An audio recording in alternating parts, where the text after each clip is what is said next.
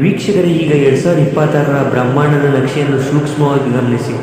ಇಲ್ಲಿ 3 ಪ್ರಮುಖ ಘಟನೆಗಳು ನಡೆಯುತ್ತಿವೆ. ಶನಿದೇವನು ಮೀನ ರಾಶಿಯನ್ನು ಪ್ರವೇಶಿಸುತ್ತಾನೆ.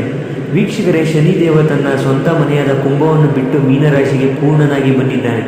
ಮೀನ ಅಂದರೆ ಅದು ಮೋಕ್ಷದ ಮನೆ ಮತ್ತು ನೀರಿನ ತತ್ವ. ಶನಿ ಇಲ್ಲಿ ಬಂದಾಗ ಜಗತ್ತಿನಲ್ಲಿ ಭಾವನಾತ್ಮಕ ಕ್ರಾಂತಿ ನಡೆಯುತ್ತೆ.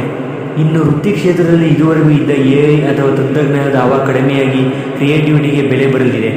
ವೀಕ್ಷಕರೇ, ಇನ್ನು ಗುರುಗ್ರಹದ ಉಚ್ಚಸ್ಥಿತಿ ನೋಡುವುದಾದರೆ ಇದು ಈ ವರ್ಷದ ಅತ್ಯಂತ ಪವರ್ಫುಲ್ ಈವೆಂಟ್.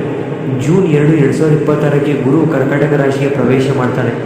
ಕರ್ಕಾಟಕದಲ್ಲಿ ಗುರು 5 ಡಿಗ್ರಿಯಿಂದ 15 ಡಿಗ್ರಿವರೆಗೆ ಇರುವಾಗ ಪುಷ್ಯ ನಕ್ಷತ್ರದಲ್ಲಿ ಸಂಚರಿಸುತ್ತಾನೆ.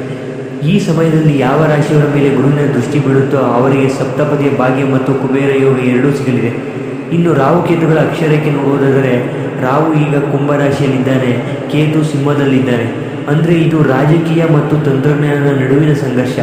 ವೀಕ್ಷಕರೇ, ಈ ಸಂಚಾರವು ನಿಮ್ಮ ಜಾತಕದ 6, 8, 12ನೇ ಮನೆಗಳ ಮೇಲೆ ಹೇಗೆ ಪ್ರಭಾವ ಬೀರುತ್ತೆ ಅನ್ನೋದನ್ನು ಈಗ ಪ್ರತಿ ರಾಶಿಯ ವಿವರಣೆಯಲ್ಲಿ ನೋಡೋಣ.